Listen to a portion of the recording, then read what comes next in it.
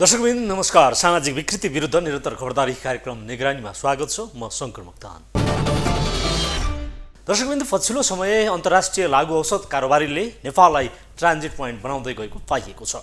आइतबार त्रिभुवन अन्तर्राष्ट्रिय विमानस्थलबाट 24 किलो कोकिन बरामद भएपछि नेपाललाई विगतदेखि नै लागु औषधको सुरक्षित ट्रान्जिट बनाएको पाइएको हो।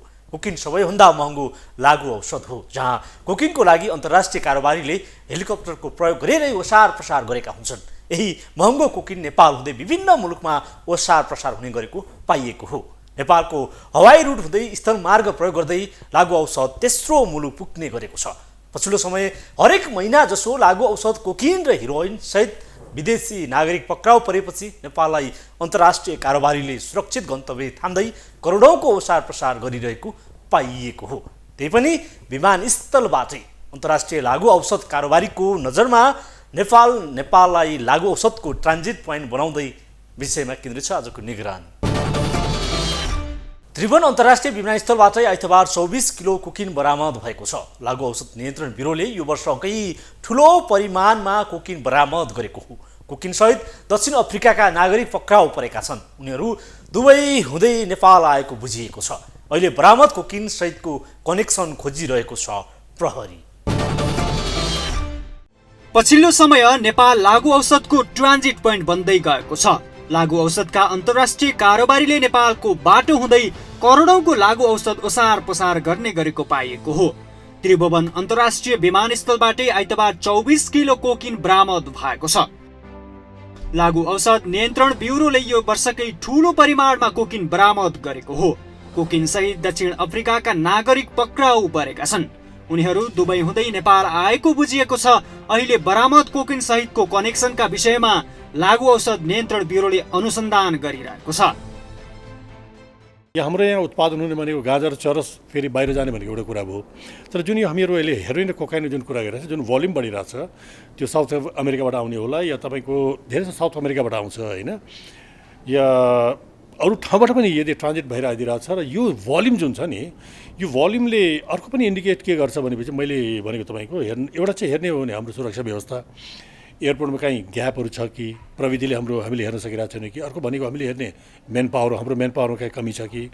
र त्योभन्दा महत्त्वपूर्ण के भनेपछि तपाईँ यत्रो भोल्युमको सामान यदि आइरहेछ नेपाल भनेपछि अब यो लागु छ तस्करहरू जुन छ नि, नेपालीसँग पनि यिनीहरू कनेक्सन त हुन्छ नै काहीँ न काहीँ। र त्योदेखि बाहेक पनि के छ भनेपछि तपाईँको अब भोल्युम हेर्दा तपाईँको सङ्गठित रूपमा बिस्तारै यिनीहरू सङ्गठित हुँदै गइरहेको छ नि जस्तो लागिरहेको छ मलाई त। अब हरेक महिना जसो ठूलो परिमाणमा लागु औषध विमानस्थल र विदेशी नागरिक बसेको होटलबाट बरामद हुनु नेपाललाई कारोबारीले नेपाललाई ट्रान्जिट पोइन्ट बनाएको देखिन्छ। वैशाख 3 गते मात्र दक्षिण अफ्रिकाको जोहानिसबर्गबाट काठमाडौँमा ल्याएको 7 किलो सेतो हेरोइन सहित कतार हुँदै नेपाल आएकी जाम्बियन नागरिक कापुटला अभिसर्गलाई पक्राउ गरेको थियो। अहिले 24 किलो कोकिन लिएर काठमाडौँ आउनेहरूसँग वैशाख 3 मा पक्राउ परेकी जाम्बियन महिलासँग कनेक्सन देखिएको छ। सो हेरोइन लिएर आएकी 35 वर्षीय भारतीय नागरिक लाल ननुपईलाई पनि वैशाख 4 गते पक्राउ गरेको थियो। सुटकेसमा फल्स बटन बनाएर काठमाडौँसम्म ल्याइएको सो सेतो हेरोइनको अवैध बजार मूल्य 14 करोड भन्दा माथि थियो। त्यसो त गत भदौमा अफ्रिकाबाट नेपालको बाटो हुँदै भारत पुर्याउन लागेको 9 करोड रुपैयाँ बराबरको कोकिन प्रहरीले बरामद गरेको थियो। कोकिन सहित 33 वर्षका भारतीय नागरिक विजय सिंह, दक्षिण अफ्रिकन नागरिक 30 वर्षीय सिर्ले गामा, तान्जानिया 26 वर्षीय गेर्ट्रुड लियोनार्ड किमारा पनि पक्राउ परेका छन्। लागु औषध नियन्त्रण ब्युरोको अनुसार काठमाडौँ कमलादीको एक होटलबाट 2 किलो 966 ग्राम लागु औषध कोकिन बरामद भएको हो। अफ्रिकन नागरिक सिर्ले गामाले करिब 3 केजी कोकिन विमानस्थलको कडा सुरक्षा घेरा तोड्दै कमलादी स्थित एक होटलमा पुर्याएकी थिइन्। विमानस्थलको कडा सुरक्षा घेरा र निगरानीका बीच पनि नेपालमा कोकिन तथा अन्य लागु औषध भित्रिएको घटना भने यो नौलो होइन। लागु औषध नियन्त्रण ब्युरोको अनुसार पछिल्लो एक दशकमा 54 केजी 762 ग्राम कोकिन नेपाल भित्रिएको छ। कोकिन तस्करीमा धेरै जसो विदेशी मानिस सहभागी हुने गरेका छन्। पछिल्लो एक दशकको तथ्याङ्क अनुसार कोकिन तस्करीमा संलग्न 50 भन्दा बढी पक्राउ परेका छन्, जसमध्ये 30 जना विदेशी र 15 जना नेपालीको संलग्नता देखिएको छ। बरामद भएको कोकिन युरोप तथा अफ्रिकन राष्ट्रबाट नेपालको बाटो हुँदै Thailand, Brazil, Bharat, Hong Kong, Venezuela लगायतका देशमा तस्कर हुने गरेको छ। कोकिन तस्करीमा Nepal, Bharat, Thailand, Bolivia, Malaysia र पाकिस्तानका नागरिक बढी छन्।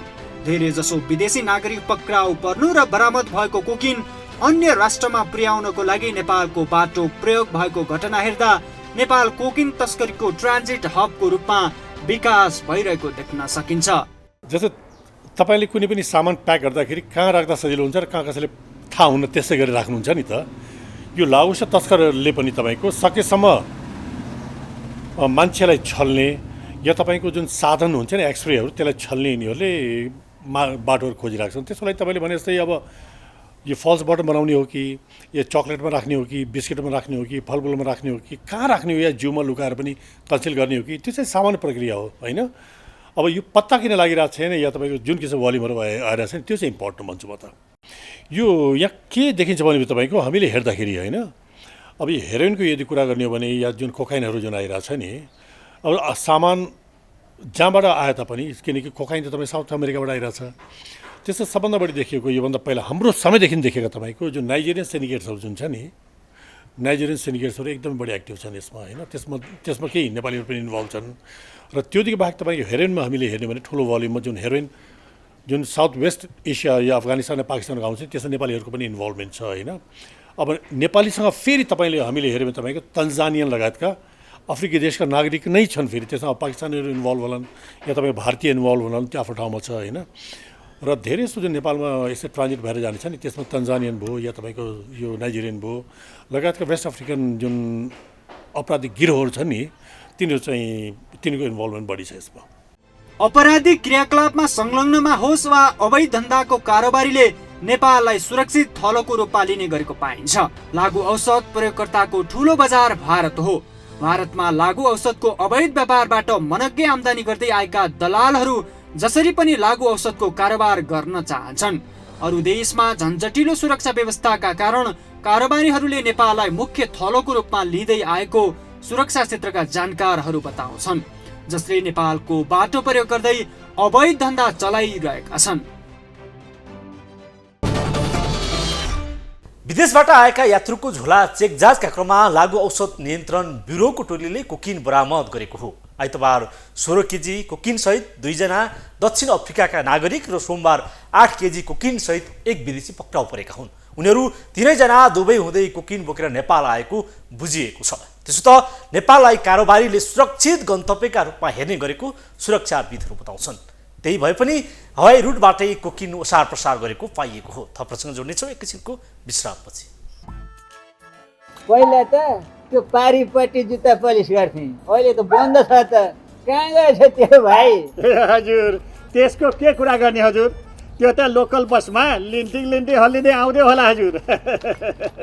अनि भाइ चाहिँ केमा आउँछौ त टाइममै?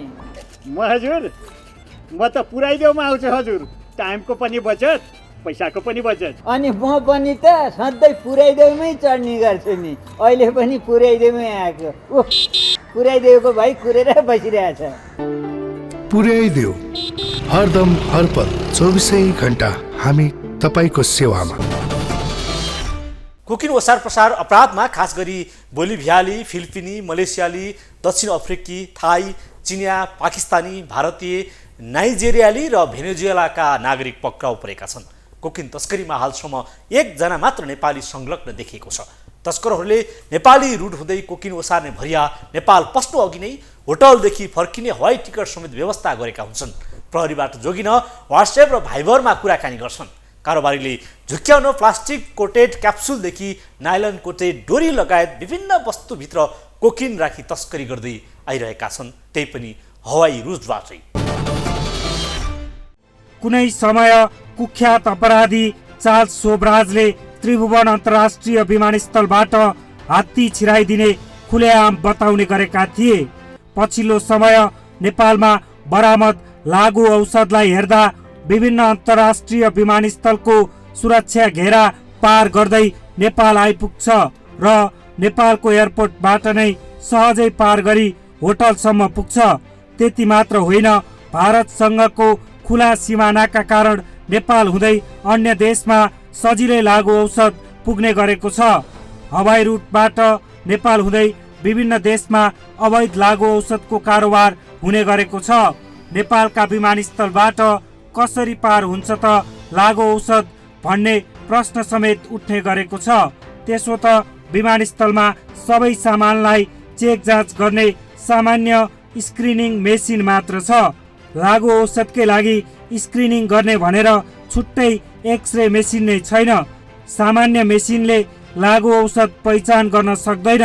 एक्सरे मेसिनमा देखिने भिडियो र तस्करको यात्रा विवरण शङ्कास्पद व्यवहार हेरेरै विमानस्थलमा लागु औषध बरामद हुने गरेको छ। मुख्यतः स्क्रिनमा देखिने भिडियो नै प्रमुख सूचना हो।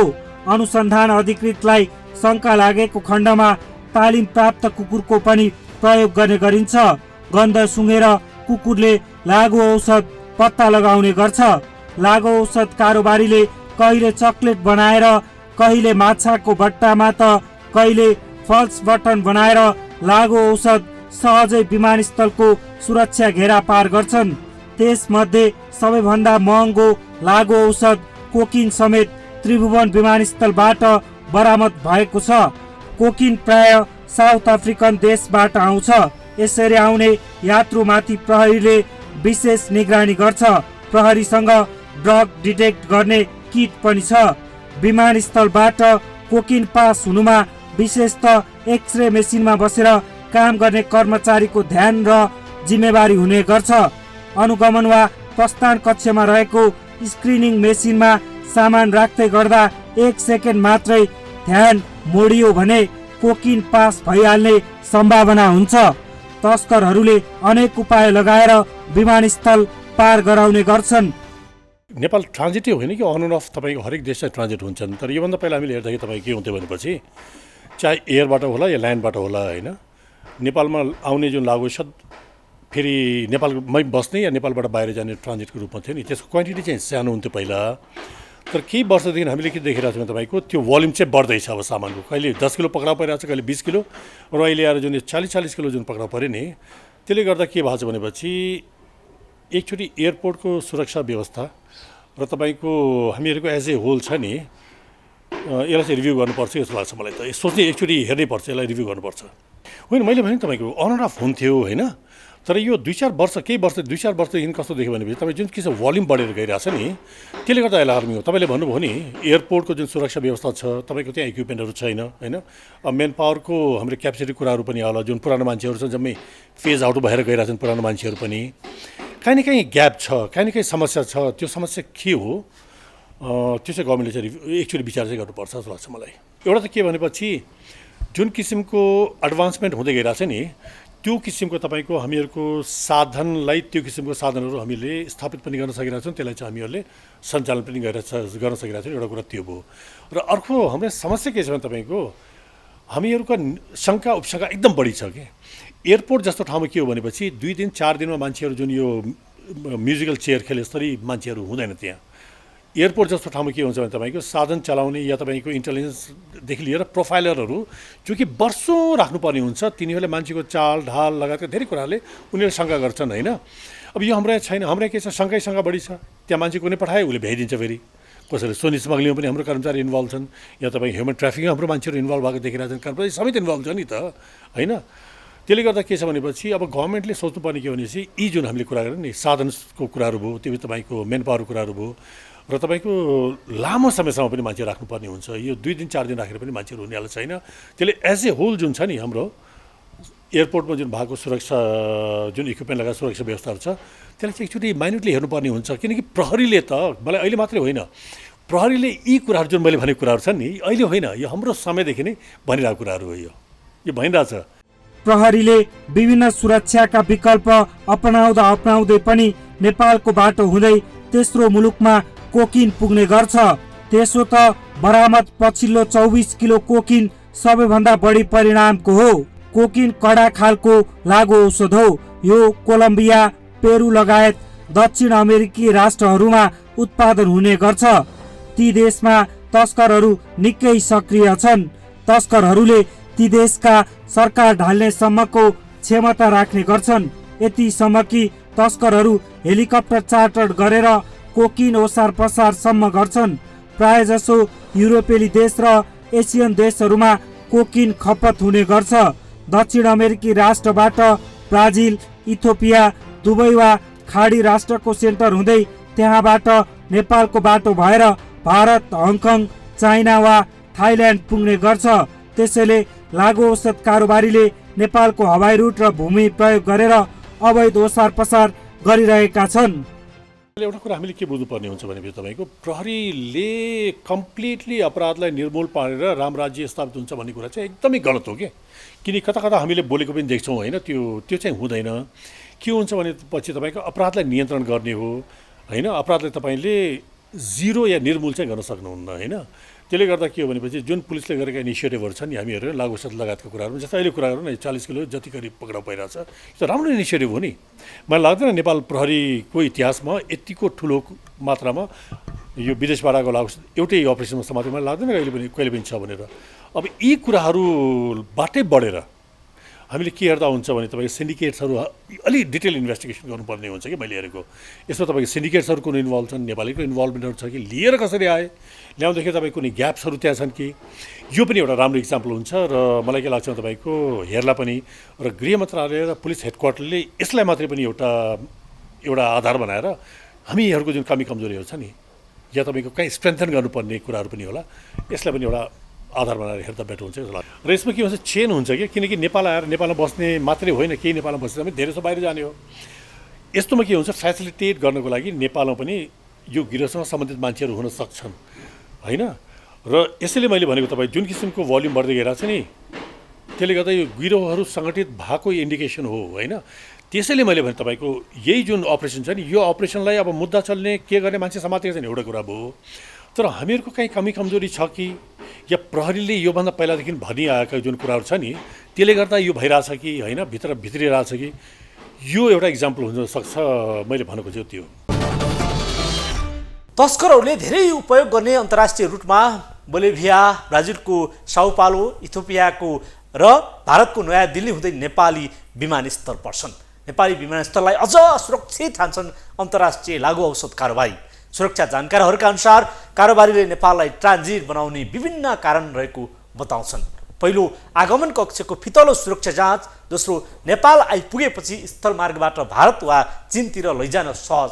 अनि तेस्रोमा, पक्राउ नै परे पनि कमजोर कानुन र थोरै सजाय व्यवस्था जसले गर्दा नेपाललाई अन्तर्राष्ट्रिय कारोबारीले सुरक्षित ठान्छन् नेपाललाई। त्यसैले लागु औषध जस्तो विषयमा अझ कोकिन कारोबारीका अन्तर्राष्ट्रिय गिरोहले नेपाललाई ट्रान्जिट बनाइरहेका छन्। प्रहरीले हालसम्म बरामद गरेको कोकिन विदेशी सूचनाकै आधारमा हो।